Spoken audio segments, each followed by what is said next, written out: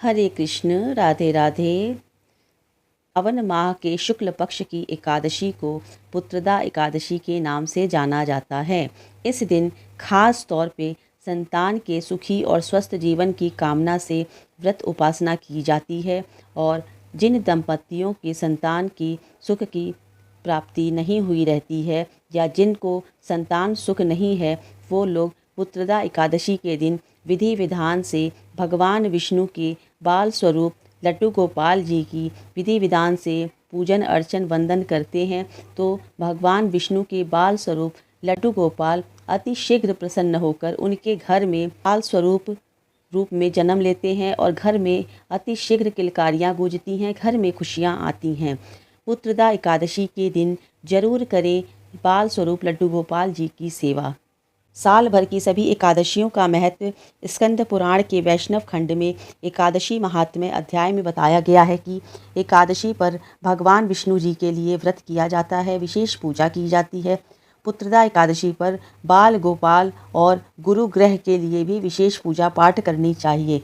जो लोग बहुत परेशान हैं, जो भी पति पत्नी जिनकी संतान नहीं है, संतान से वंचित हैं, पुत्र प्राप्ति करना चाहते हैं, संतान प्राप्ति करना चाहते हैं। संतान का अर्थ होता है पुत्र या पुत्री। ज़रूरी नहीं है कि बेटे की कामना में ही पूजा की जाए। संतान सुख बेटा भी देता है, बेटी भी देती है। इसलिए संतान सुख की कामना के लिए पुत्रदा एकादशी का व्रत अवश्य करें। और संतान सुख की कामना के लिए पुत्रदा एकादशी के दिन, जो कि पुत्रदा एकादशी साल में 2 बार पड़ती है, पुत्रदा एकादशी के दिन ज़रूर करें भगवान विष्णु के बाल स्वरूप लड्डू गोपाल जी की सेवा। क्योंकि लड्डू गोपाल बाल स्वरूप हैं।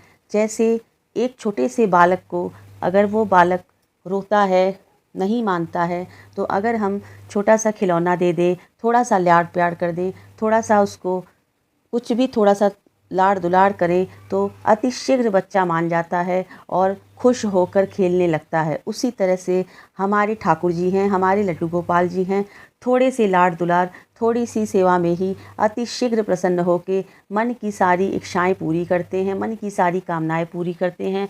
और यदि आप संतान सुख की कामना से बाल गोपाल की सेवा करते हैं, तन मन धन से करते हैं, सरल भाव से, प्रेम भाव से, भक्ति भाव से करते हैं, तो मेरा ये मानना है कि जो लोग लड्डू गोपाल जी की सेवा करते हैं, उनका ये सेवा कभी निष्फल नहीं जाता है। एकादशी पर, पुत्रदा एकादशी पर सुबह जल्दी उठें, सूर्य को अर्घ्य अर्पित करें। घर के मंदिर में सबसे पहले भगवान विघ्नहर्ता गणेश जी की पूजा करें। गणेश जी को स्नान कराएं, वस्त्र, हार, फूल चढ़ाएं, भोग लगाएं और धूप दीप जलाकर आरती करें।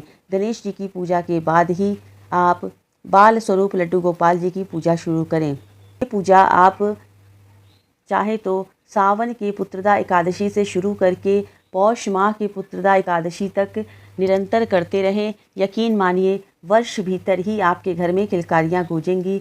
लेकिन नियम धर्म और पालन से यदि पति पत्नी मिलके इस पूजा को करते हैं, तो इसमें कहीं भी किंचित मात्र नहीं है, अवश्य ही उनके घर में किलकारियाँ गूंजती हैं। बाल गोपाल लड्डू गोपाल जी को पंचामृत से स्नान कराएं, नियमित पंचामृत से स्नान कराएं। पुत्रदा एकादशी के दिन से ये पूजा शुरू करें। नियमित पंचामृत से स्नान कराएं, फिर शुद्ध जल से स्नान कराएं, पीले रंग की पोशाक धारण कराएं, वस्त्र, हार, फूल और आभूषण अर्पित करें। यदि आपके घर में लड्डू गोपाल नहीं हैं, तो आप चाहें तो पुत्रदा एकादशी के दिन अपने घर में लड्डू गोपाल जी को ले आ सकते हैं और लड्डू गोपाल जी की सेवा, पूजा, अर्चना, वंदना कर सकते हैं। इसके बाद स्नान आदि के बाद वस्त्र, हार, फूल, आभूषण अर्पित करें। ठाकुर जी का, लड्डू गोपाल जी का बहुत ही सुंदर से श्रृंगार करें, भाव से श्रृंगार करें। ज़रूरी नहीं है कि यदि आप असमर्थ हैं तो कहाँ से ले आएंगे वस्त्र, कहाँ से श्रृंगार सामग्री ले आएंगे, ऐसा कुछ भी नहीं है। आप जो भी करिए भाव से करिए, भाव के भूखे हैं भगवान। तो आप इसके बाद वस्त्र, हार, फूल और आभूषण अर्पित करें। मिठाई, फल, जनेऊ, नारियल, पंचामृत, दक्षिणा आदि पूजन सब सामग्री चढ़ाएं। तुलसी के पत्ते डालकर पूरे 1 साल तक माखन मिश्री का भोग लगाएं और ये माखन मिश्री का भोग पति पत्नी स्वयं ग्रहण करें। धूप दीप जलाकर आरती दिखाएं।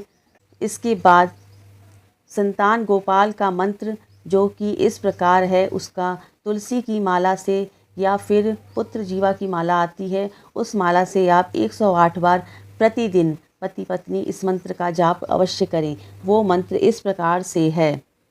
ओम श्रीं ह्रीं क्लीं ग्लौं देवकी सुत गोविंद वासुदेव जगतपते देहि मे तनयम कृष्ण त्वामहम शरणम गतम। ये बीज मंत्र है और संतान गोपाल मंत्र है। ओम क्लीं देवकी सुत गोविंदो वासुदेव जगतपते देहि मे तनयम कृष्ण त्वामहम शरणागता क्लीं ओम। एक बार फिर से मैं मंत्र को बोल रही हूँ। बीज मंत्र इस प्रकार से है, आप इसमें से कोई भी मंत्र का जाप कर सकते हैं। तान गोपाल का बीज मंत्र इस प्रकार से है। ओम श्रीं ह्रीं क्लीं ग्लौं देवकी सुत गोविंद वासुदेव जगतपते देहि मे तनयम कृष्ण त्वामहम शरणः गतः। संतान गोपाल मंत्र इस प्रकार से है।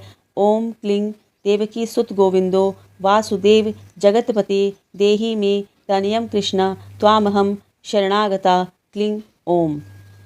जिन परिवारों में संतान सुख न हो, कुंडली में बुध और गुरु संतान की प्राप्ति में बाधक हो, तब पति पत्नी दोनों को तुलसी की शुद्ध माला से पवित्रता के साथ संतान गोपाल मंत्र का नित्य 108 बार जप करना चाहिए।